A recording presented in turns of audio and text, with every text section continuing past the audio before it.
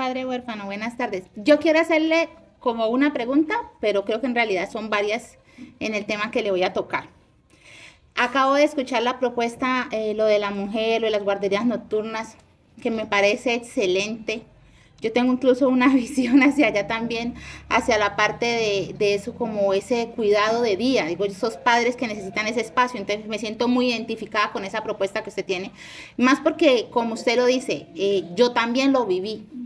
Y también sé que es dejar a mi hijo bajo llave o no dejarlo con llave, pero estar acá distante haciendo videollamadas para poderlo ver, aun cuando sé que él tenía una condición especial, pero pues no tenía mi familia, no tenía de pronto la solvencia tampoco para otro lugar. Entonces uno se identifica con esas cosas porque realmente son cosas que los padres tenemos que hacer. Y aún siendo enfermera profesional y una persona que usted dice, ah, es que debe ganar. No, realmente los sueldos de nosotros tampoco son.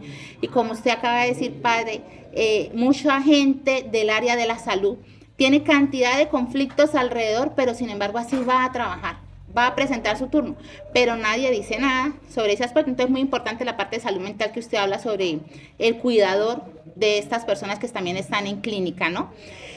Yo quería preguntarle algo también muy específico referente a la parte de discapacidad. ¿Qué propuestas o qué han visto ustedes referente a eso? Usted me dice que usted ha sido educador, que tiene toda esa parte clara, que la educación es muy importante. Pero no sé si usted sabe que, por ejemplo, en la actualidad, el alcalde de Cali, y para las personas que no lo sepan, por ejemplo, el rubro económico hacia las personas con discapacidad o a estos grupos con estas características especiales, las maneja directamente el alcalde de cada municipio. No es algo que venga de la presidencia ni nada de eso, sino que es la alcaldía. Y por ejemplo, este año el alcalde hizo algo que fue sacar, porque no se puede decir de otra manera. Se sacaron de los convenios que hacía la alcaldía, donde la alcaldía subsidiaba, por ejemplo, Mediodía del Chico en una fundación o una institución especial para que él pudiera estar, para que pudiera socializarse, para que se le pudiera dar una educación de acuerdo a sus capacidades, ¿cierto? Y también poder aprender cosas que le permitieran sus diferentes habilidades. Este año pasó algo que fue que salieron infinidad de niños y otros no pudieron entrar. ¿Por qué? Porque se les cerró la entrada y creo, puedo equivocarme, pero si no estoy mal está a partir de los 12 años el acceso de niños con discapacidad hasta los 21 años, no más. O sea, niños por debajo de 12 años quedaron por fuera, las madres no pueden pagar y si pueden pagar la jornada o la media jornada, bueno, porque aparte hay que pagar el transporte, que no es tampoco económico pagar un transporte para niños especiales. No sé cuánto está valiendo para un niño que no sea especial, porque por ejemplo mi hijo es un niño especial, pero yo sé que es un costo bastante, igual los seguros para ellos, estos transportadores tienen sus seguros para poderlos tener a ellos, ¿cierto? Entonces, referente a ese punto, ¿usted ha investigado algo, ha visto algo? ¿Qué propuesta tiene referente a esa parte de la discapacidad? Porque lo que le digo, los niños de 12 años para abajo quedaron por fuera como si fueran niños que no tienen discapacidad o que no merecen estar en una institución. Y muchas veces hay que tener en cuenta que la facilidad de que nosotros como madres, cuidadoras, y encima con esta responsabilidad de tener una persona, tener un niño con discapacidad, se nos facilitara el poder llevar un chico, o que lo recogiera a una buseta y poderlo llevar a un instituto, a una fundación donde estuviera aprendiendo algo. Al menos medio día le facilitaba a la madre o al padre muchas veces salir a poder trabajar o poder generar algún ingreso para poder subsistir.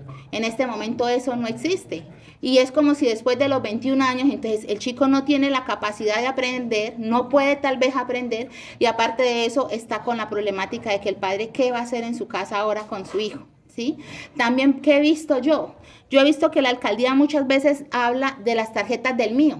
Entonces, hay tantas tarjetas del mío para las personas con discapacidad o no sé qué, y venga y las reclama. Y yo estoy en grupos de discapacidad del Valle y yo me doy cuenta que dice la gente, no, nosotros ya fuimos, y no es cierto. Nadie está dando nada. Y yo he tenido la oportunidad de ir a la oficina que queda en el primer piso de la alcaldía y que le digan a uno, no, en este momento eso no es cierto, mentiras, no han dado nada, apenas dieron 20, apenas dieron 50 tarjetas. Venga, venga, escribimos acá. Y realmente no porque yo vaya a pedir la tarjeta, sino porque uno está en la oficina y ha escuchado. Le dicen a uno, venga, le escribimos acá y cuando haya algo lo llaman. cuando haya alguna cosa, pero uno ve en medio de los grupos que la cuestión realmente no se mueve. Veo en los grupos los padres buscando en esa parte de salud, buscando quién tiene una lamotrigina, quién tiene tal medicamento, quién me lo puede prestar. Yo digo, ¿cómo lo van a prestar si la EPS se la va a dar apenas el mes? Si se demora 15 días o 8 días en formularle o en despacharle eso, la EPS no le da a usted medicamento retroactivo. Se lo da a partir de ese momento, y los padres que tienen niños como el mío también que convulsiona, empiezan a buscar, por ejemplo, qué hacer. Claro, da pánico no tener el medicamento para dárselo. Entonces yo quiero saber en ese punto de la discapacidad qué, porque tocamos educación, tocamos bienestar, tocamos salud, tocamos seguridad con estos chicos y con todo un problema en cierto punto social dentro de todas las familias. Bueno, nosotros antes de contestarle, le vamos a hacer llegar a través de Gilbert el programa de gobierno a todos para que lo revisen. Son 118 páginas donde está el presupuesto para cada área. Eso es fundamental. Es el único plan de gobierno que tiene el presupuesto para cada área. Dentro de ese tema nosotros metimos algo que se llama educación para emprender, que son más de 4 billones de pesos. ¿Por qué? Porque sí hay que preocuparnos por la educación y la formación de estos jóvenes. Aquí hay algo claro, y es que no hay centros realmente especializados, y los pocos que hay no alcanzan a cubrir. Lo primero que tenemos que hacer es reestructurar la oficina que hay en el CAN. Esa oficina se ha vuelto una rosca, un negocio, y los únicos que se están beneficiando son los amigos de los funcionarios de turno. Eso es una realidad. No alcanza a cubrir absolutamente todo. Lo que tenemos que hacer es empezar a fortalecer también las instituciones que están trabajando desde este campo hacia los jóvenes. Usted acaba de decir algo muy fundamental.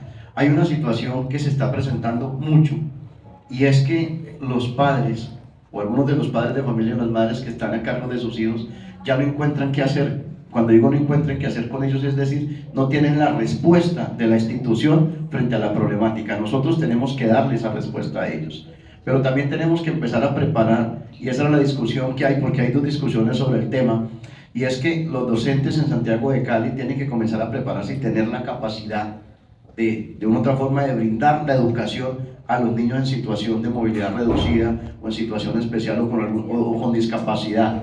Porque es que a veces yo hablo en un escenario, jóvenes con discapacidad, me dicen no, jóvenes en situación de movilidad reducida, entonces los otros me llaman de una forma, entonces ya uno no sabe cómo. O requerimientos especiales o habilidades múltiples, pero.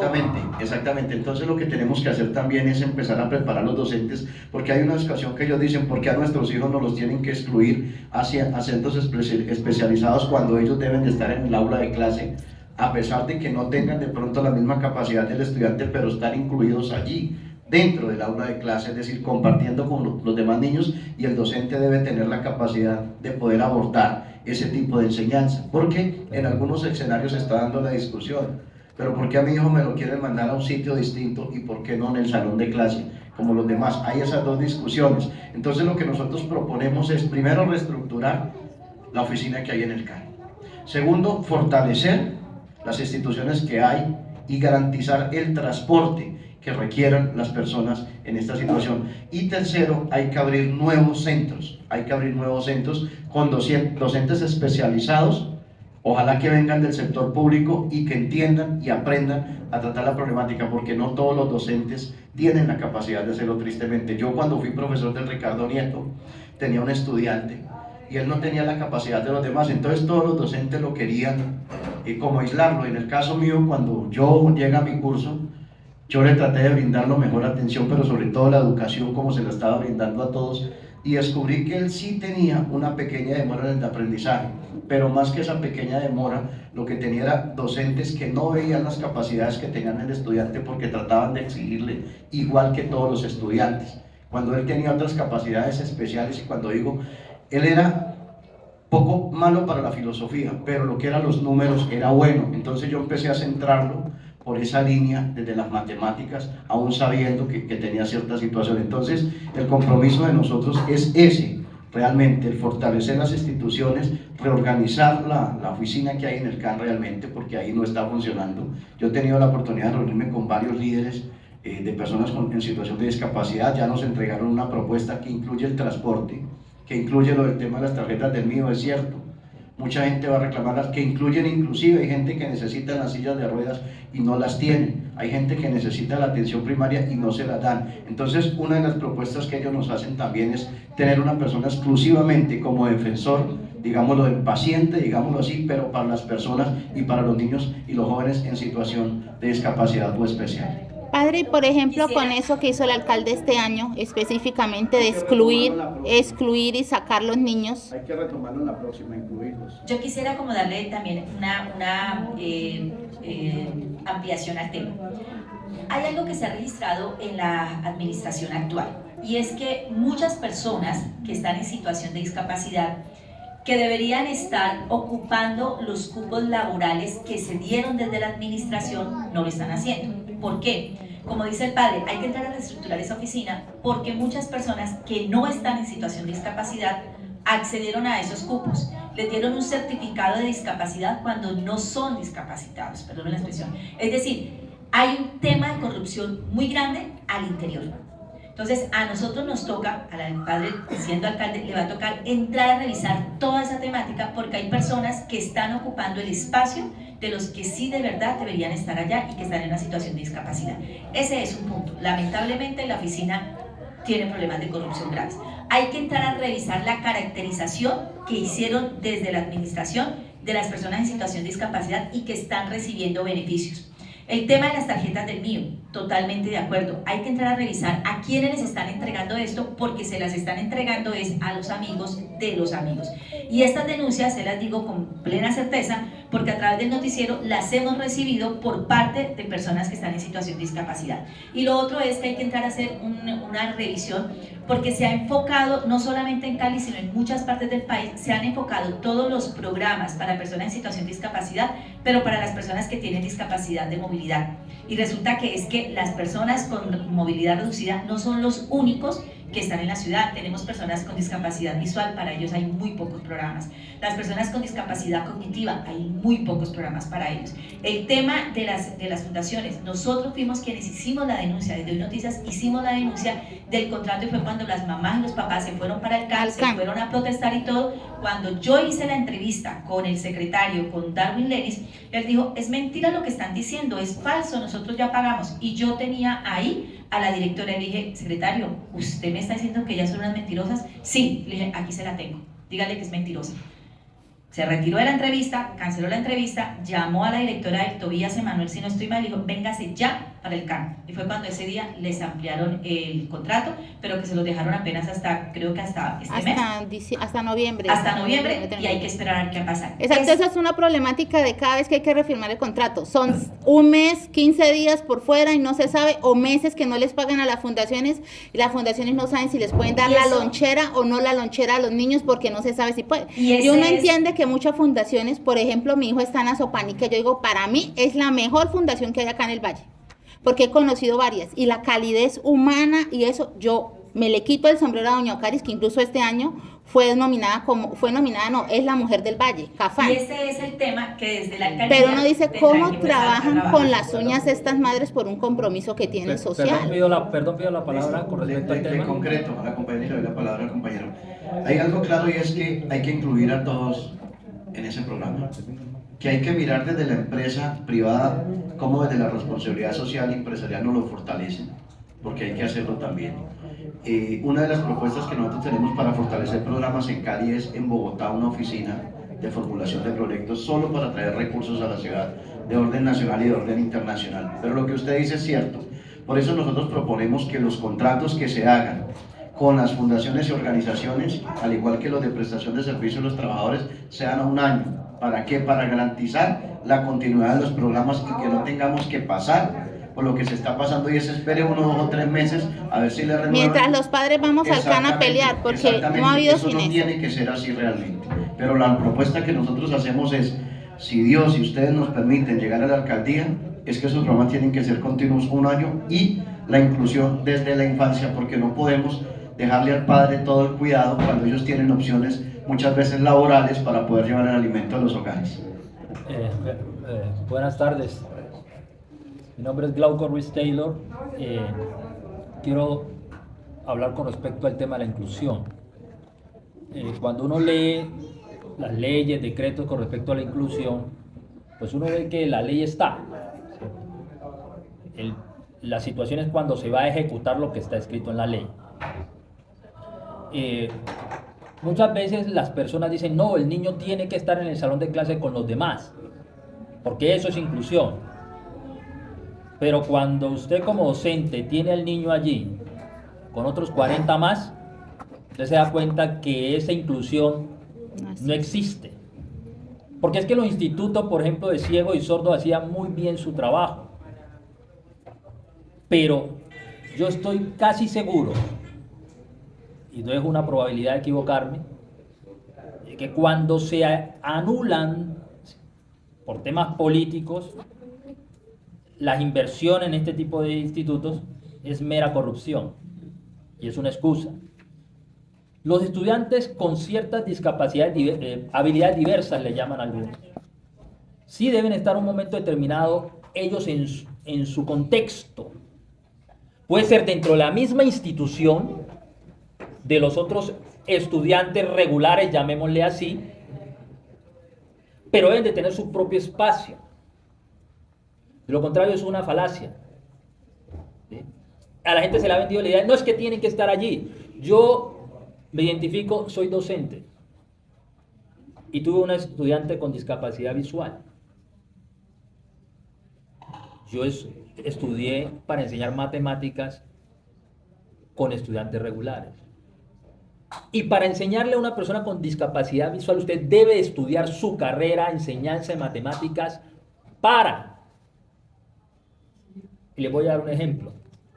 Cuando asistía a una charla, porque inclusive la administración dijo, no, le damos una capacitación, y eso no fue ninguna capacitación, sino fue una charla. Hace años. Me dice el profesor que él había sido una persona sin problemas visuales y poco a poco fue perdiendo la visión. Entonces él se convirtió en profesor para estudiantes con discapacidad visual de matemáticas. Y me dice, no, cuando tú escribes 3/4, en la mente de esa persona que no ve, el 4 está arriba y el 3 está abajo. A sorpresa que recibo yo. Eso para mí es 4/3. Claro. Y para yo poderme hacer entender, como profesor de matemáticas, ¿qué hago? Yo siempre converso con el estudiante. Cuando me pregunta, lo pongo a hablar para saber yo qué es lo que le está pensando y de poderle decir, ojo, la manera como está razonando por aquí es que se está cometiendo la falla. Un estudiante con discapacidad visual significa que él, eso se llama semiótica, se llama en matemáticas, ¿sí? El sistema de representaciones que uno utiliza. Entonces, sí es una gran falacia meter a un estudiante con cierta habilidad diversa en un grupo de 40. Porque a la administración, y vamos a hablar de la ley ahora sí en concreto, dice que debe haber 1.7 metros cuadrados para cada estudiante, ¿cierto? Y entonces me da que meto a 40. Y cuando ves que usted queda así, y aparte de eso, un estudiante con habilidad diversa, por más que se quiera, No se puede. eso jamás va a ocurrir. Y cuando existían estas instituciones que se encargaban de todo ese proceso, vemos que cuando venía voy a utilizar un término, no sé si es correcto, reinserción, llamémosle así, a la sociedad de ese estudiante con habilidad diversa, se podía desenvolver muy bien y jamás habían estado en una escuela regular. Ahora, la inclusión siempre lo bajamos y lo metemos allí, pero si vemos, por ejemplo, Chile, que es uno de los países que más ha avanzado, o hasta donde había leído, puede ser que me equivoque, hasta donde había leído, había avanzado mucho en el tema de la inclusión. Por ejemplo, los semáforos a ras de piso, que aquí en Cali solo existía uno que era por el CAN para cruzar hacia el conservatorio, semáforo a ras de piso. Pero no solo el semáforo a ras de piso, sino que también el semáforo pero también tiene que haber una cuota de personas con habilidades diversas en el sector laboral. que en Chile lo existe, ¿cierto? Por tantos empleados regulares, llamémoslo así, vuelvo y digo con temor a equivocarme con el término, porque hoy en día uno ya, como decía usted hace un momento, Sí. ya uno utiliza un término y resulta que no, ese es ofensivo, ya no es así. Bien, entonces hay un porcentaje en el cual la parte productiva, las empresas tienen que garantizar de que cuando ya una persona con habilidad diversa se gradúa de su bachillerato o de su carrera profesional, puede ubicarse. Entonces la inclusión, el tema de la inclusión tiene tanto de largo como de ancho para cortar, pero si teníamos instituciones que venían haciendo algo muy bien, ¿por qué las eliminamos? Se quitaron. Y las Temas eliminamos, políticos. sí, exacto, por embolsillarse el dinero. Y muchas personas cayeron en la trampa de decir, no, es que él tiene que estar ahí metido con los otros estudiantes porque es que eso es inclusión. No fueron y los tiraron allí.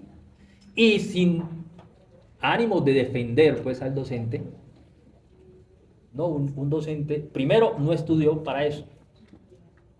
Dos, el número de estudiantes que tiene en un aula Demasiado. no le permite dedicarse, porque nos habían dicho una mentira. Darle el tiempo al, Nos habían al dicho una joven. mentira, que por cada 5, y yo creo que el hermano Beto ha escuchado eso, ¿cierto? Que por cada estudiante con discapacidad, cualquiera que sea, nos vale 5 del otro. ¿Qué quería decir? Muchos nos dimos de cuenta y que nos A daban... reducir alumnos en Sí, salón. claro, reducir y aparte de eso, el presupuesto, que era 5 veces.